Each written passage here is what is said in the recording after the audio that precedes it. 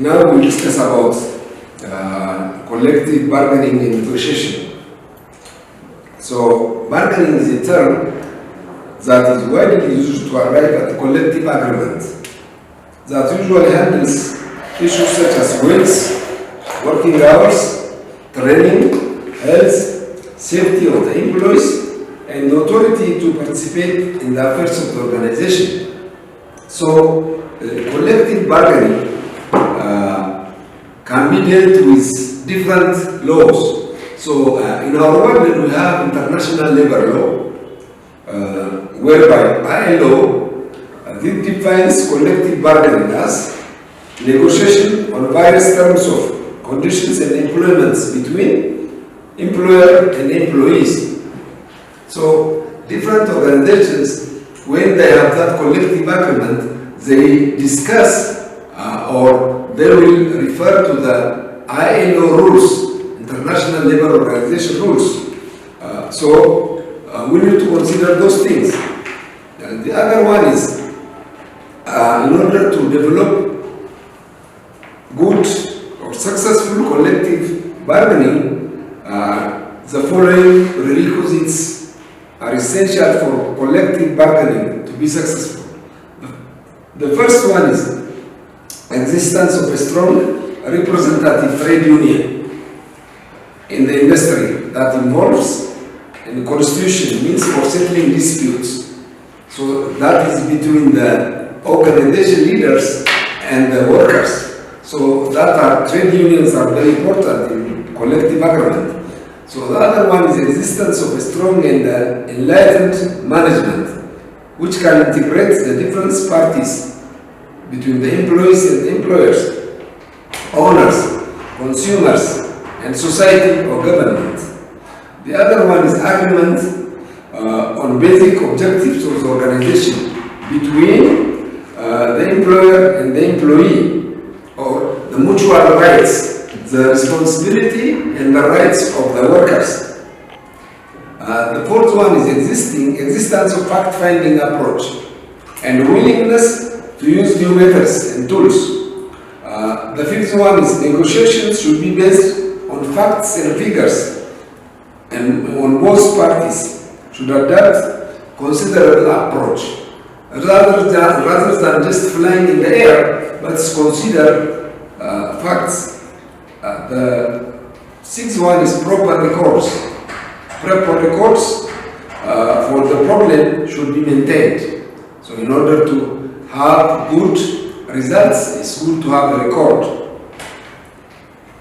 Collective bargaining, to function properly, unfair labor practices must be avoided.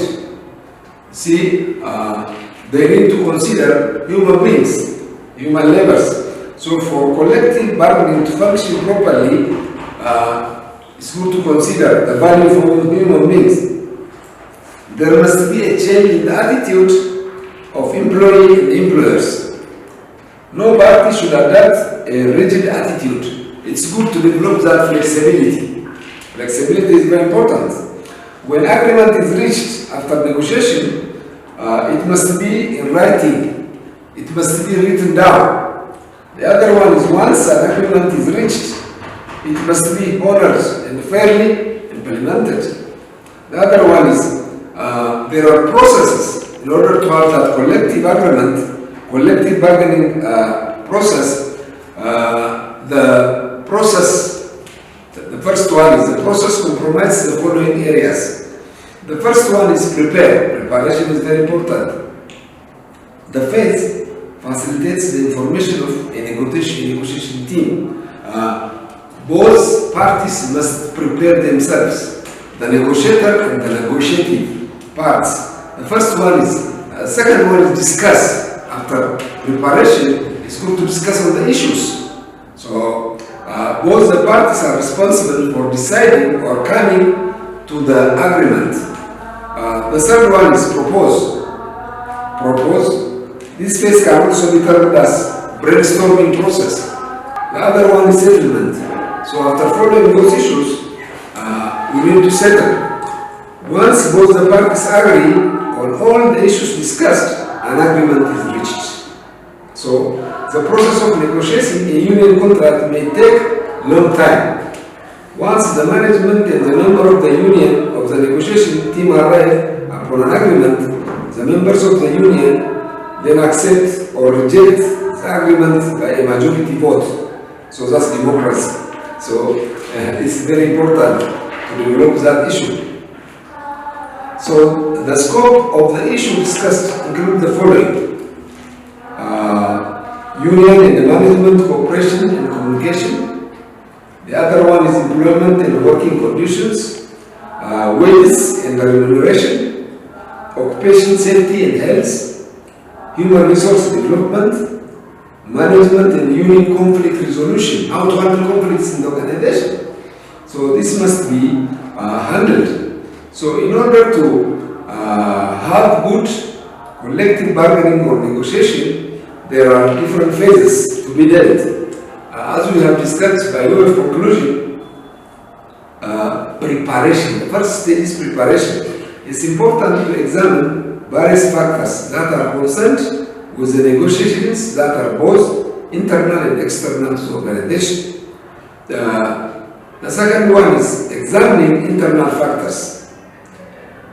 This examining internal factors is very essential to examine the performance of the organization.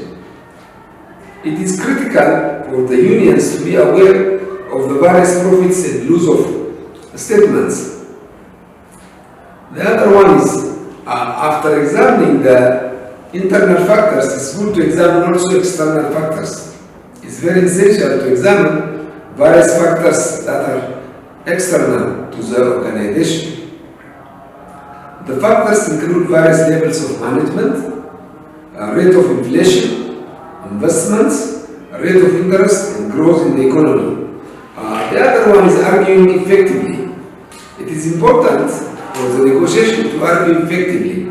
However, it is necessary to negotiate rationally and reasonably. The other one is signaling. Since negotiation is an interactive and dynamic process, it's important for negotiation to develop active listening skills. The other one is proposing, exploring. So the other point is packaging. The proposals are then presented in an appealing manner, where strong proposals are included. The sixth one is bargaining, and the other one is closing and agreeing when they reach agreement stage. So it's good to develop those collective bargaining advantages. So when organizations have developed that collective agreement, it is good, or it is important. Its significance is just facilitates settlement of any disputes without any conflict. It ensures that there is peace between both the parties through dialogue. It facilitates participation from both the parties. And the point will go on and on and on. So by this we proceed to the negotiation. How do you negotiate? The term negotiation is derived from the Latin word, so which means to carry on business. Negotiation is a process that involves resolving disputes between two disrupting parties. So the process of negotiation can occur in business, non-profit organizations, various branches of government, legal proceeding, and in everyday life. So it is very important to develop the negotiation skills. There are processes of negotiations. For example, you see how the parties negotiate. It includes the context and the parties involved and the various tactics used by the parties and the states involved in negotiation. So, in order to negotiate, it's good to evaluate the situation. As we have said that in our bargaining process, we have seen the external factors, the internal factors. So, it's good also to include the context. So without the context, it's not applicable. So the various tactics used by the parties and the states involved in negotiation. The first one is behavior. So this includes the relationship among various negotiating parties. It refers to the communication between the parties and the various styles adopted by the person. So the other one is substance. It refers to the information that the parties are ready to negotiate upon. It includes information such as setting the agenda, the issues, and various other options for the issue. The second view towards structuring negotiation involves 4 elements. In order to have good negotiations, it's good to do 4 important elements. One is strategy. It includes various top-level goals and objectives such as final outcome of the process. What will be the outcome? The second one is process and tools. Both the elements include various steps that are to be followed. The third one is tactics.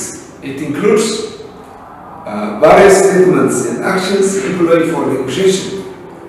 So negotiators who are skilled and experienced adopt various tactical ranges. So there are various kinds of people involved in the process of negotiation. Some of these are identified by the following issues. So the first one, those people who are negotiating are just accommodating people. Accommodators are the people who are sensitive to the emotional states of others. Language, they need to avoid themselves to use bad language or bad signs, non-verbal communication. So the other one is avoiding. When avoiders feel that the negotiations is unnecessary, they simply tend to avoid various aspects of negotiation. The other one is collaborating. Collaborators are the people who are skilled and perceive various tactics of negotiation. The other one is competing. Negotiators who are competitive usually have instincts for the process of negotiation. The other one is compromising. So the act of compromising is useful when the time is limited to complete their assignments. So approach, by this we proceed to the approach. There are different approaches to the negotiation. There are traditional approach. This one is just each side proposes it demands. Each side proposes its demands and able to define or get a solution from the other side. So this is traditional way of negotiating. The other one is partnership approach. This is a new approach to negotiation. Both parties take into consideration the needs and the demands on the other party. This approach is also known as interest-based bargaining. So this discussion involves ways to meet all needs that are not only acceptable but also beneficial in both parties. The third one is advocate approach. In this approach, a skilled negotiator plays the role of an advocate for one party. So good orators succeed in this way. The other one is creative approach. This approach ensures that negotiating parties get a fair share of their demands. It allows creative negotiation. So there are some conditions to be considered when doing negotiation. So conditions for negotiation. The first one is just willing participation, willing participants. It is essential to identify the people or the group that are willing to negotiate on disputing issues. The second one is interdependence. For any negotiation process to be productive, participants of the process are to be dependent upon on each other so that mutual needs and interests are met. The other one is readiness to negotiate. It is important for the participants to be ready to negotiate for any dialogue to begin. The other one is means of influence or leverage. Agreement on common issue, readiness to settle, unpredictability of outcome. And the other one is sense of urgency. It's good to consider time. Negotiations occur when there is pressure. So if there is urgent, if there is something which needs urgent decision, it's good to consider that. The other one is psychological elements. It is vital to ensure that any strong expressed or unexpressed issues to be dealt. So the other one is practical argument. Sometimes some settlements may be substantively acceptable but impossible to implement. So the other one is resources to negotiate. It is necessary for the participants in negotiation to have interpersonal skills necessary for bargaining and where appropriate. So if they have the necessary resources or not, so they need to consider those things. By this, we will proceed to the participation and empowerment. Employee participation and empowerment objectives. It's good to participate or employees. So the primary objectives of employee participation and empowerment are as follows. The first one is to increase the efficiency of the organization. If the employees are participating in the issues, so they will be productive in the organization. The other one is to improve employee relations, to develop or to improve the relationship between peers, peer groups. Rather than competition, it's good to develop that helping each other. The other one is to make entrepreneurs out of employees, to improve the quality of work life. Sometimes you see people like to come to the workplace, otherwise it's not easy to handle those things. To secure mutual cooperation of employees and employer. Employee participation helps in achieving industrial peace and avoiding conflicts. So, employee participation. Employee participation is the process by which workers take part in the decision-making process. So, it is very important to develop that decision-making process. Workers need to be involved. So, employee relations involvement and participation. So, there are different theories which have been dealt. So, it is good in general. It is good to adapt or to help employees to participate in the decision-making process. So the advantage of having workers in the decision process is just the first one is it enhances employee performance and productivity. It enhances organizational excellence and efficiency. It enhances employee commitment, and also it reduces absenteeism and employee turnover.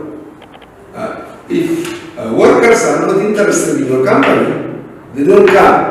You will see latecomers and absence. In order to avoid that, it's good to participate. So, employee participation. It reduces labor conflicts, and also it reduces resistance to change. Change is inevitable here in our world, especially in this 21st century, where technology is running from day to day. New inventions have already improved, so there is no change resistance. People will adapt change. So, reduce resistance to change. It enhances morale. It increases innovation and creativity. So, this is very important. If people are participating, it's good to develop that. So, employee empowerment. Employee empowerment is defined as the process of enabling or authorizing an individual to think, behave, take action, and control work, and make decisions in an autonomous ways. So that is very important. So in order to develop that employee empowerment, we need to consider the following activities. First one, redistribution of power and authority, increasing involvement of employees with the goals of achieving organizational success, self-motivation, emphasizing cooperative among employees, making employees more proactive rather than destructive. So, behavioral effects of employee empowerment. It enables employees to have more control over their job. Without you are there or not, they will be able to do their job. So that's very important. It makes them more proactive, creative, and innovative. And also it makes them independent, and employees show more initiative. It enables them to use their abilities and the vision fully and accept responsibility for the job. One of the problems we have now in our Ethiopian context is just people, they don't take responsibility for their actions. That's very important. So it is useful in motivating subordinates to persist in their endeavors. It makes employees more self-determined.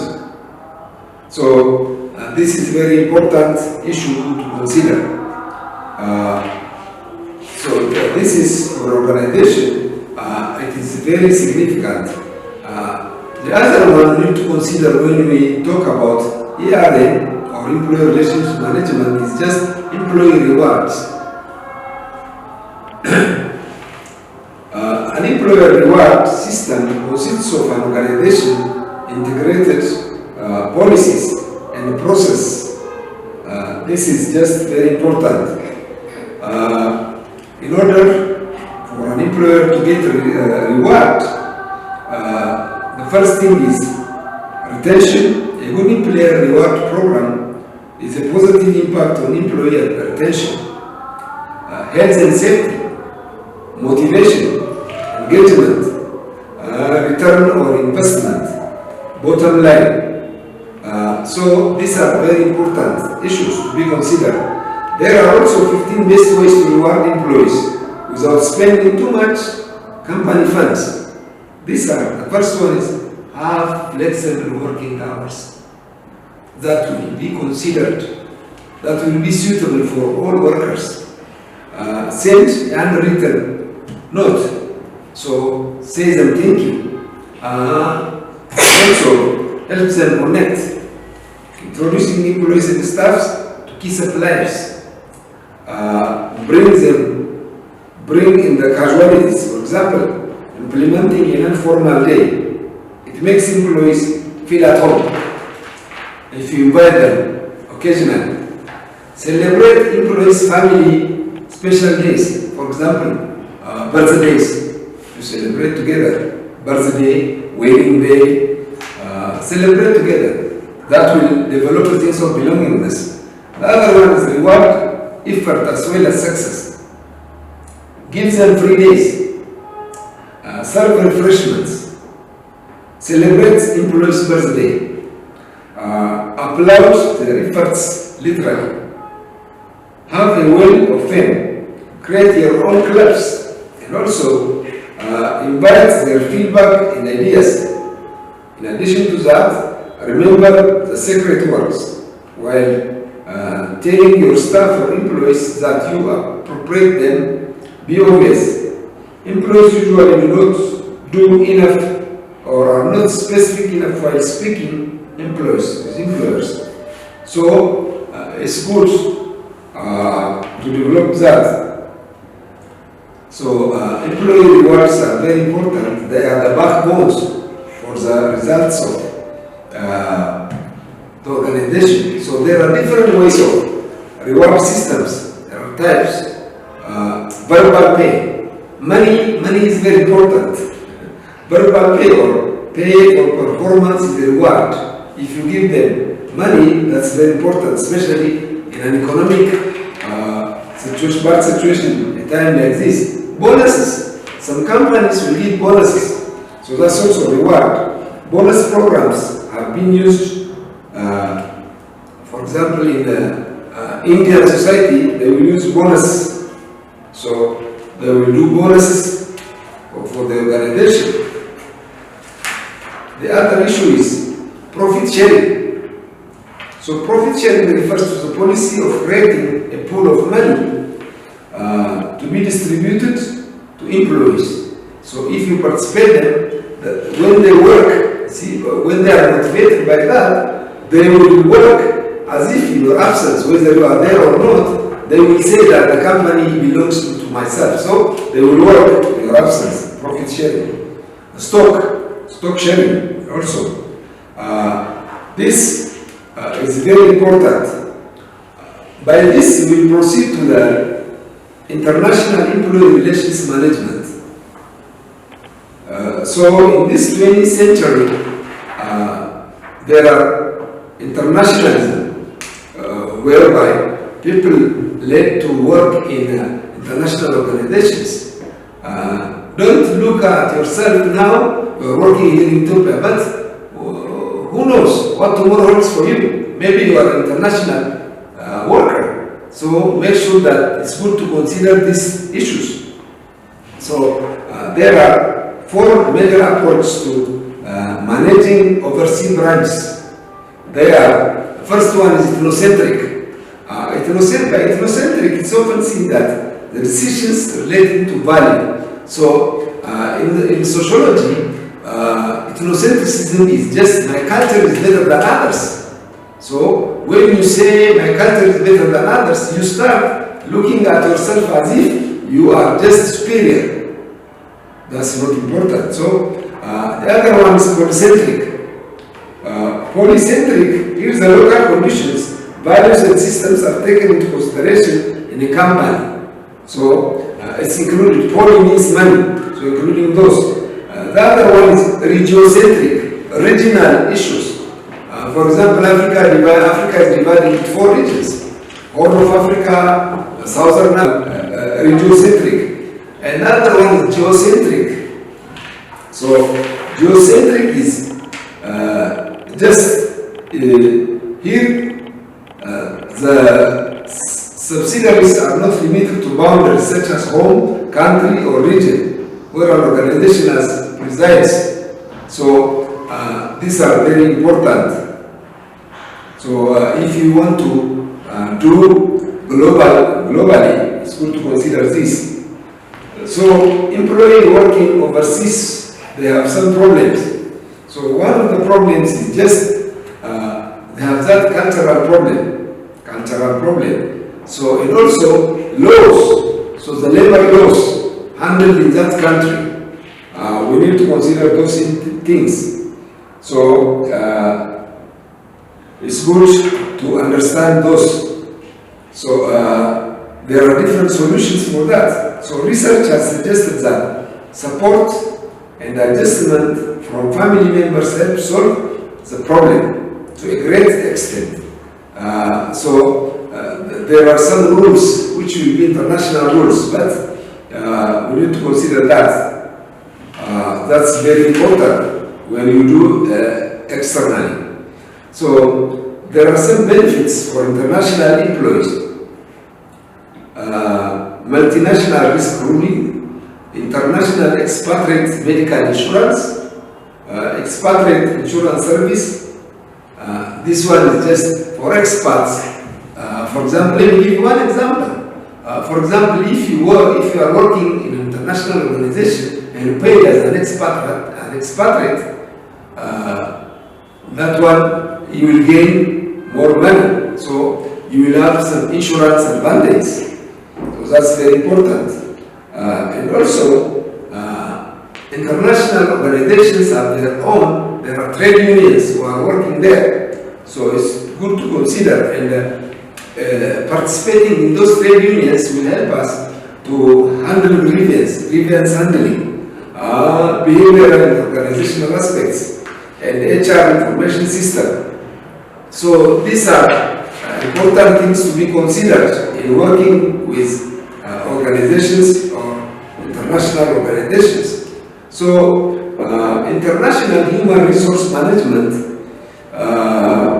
the international human resource manager works worldwide in the following human resource activities: placing staff returning from overseas assignments, repatriation, preparing staff to work in overseas assignments, and also interpreting and explaining the cultural difference across the globe and the global employees. You see, in order to work in international organization, it's good to study the language and the culture which you will be assigned in a country. For sometimes you see cultural difference are very alert. So if you start comparing yourself and just starting abusing others, that's cultural difference. So it's good to learn the culture of others. So that's very important. By this, we will conclude about this ERM. So employee relationship management. We have discussed so far about organizations and also about international organizations, the behaviors, the bargaining skills, negotiating skill, and issues like that. So by this we conclude. So my advice to you generally is don't look at yourself now. Now you are here, so you never know what tomorrow holds for you. This is very important in order for you to be fruitful, in order to work locally or globally or internationally, wherever God allocates you. Especially, sometimes pastors will ask, what is the significance of this in the church? So this is significant in the church. In the church is just also an organization. There are workers in the church. So you need to know how to handle the church. As a leader in the church or as a pastor in the church, you are leading that organization. So you need to know how to handle workers. You need to know how to handle those subordinates. There are different general service. So you need to know how to handle those issues. So equally. So this is helpful for all of us in every aspect of life. So by this, I will pray for you.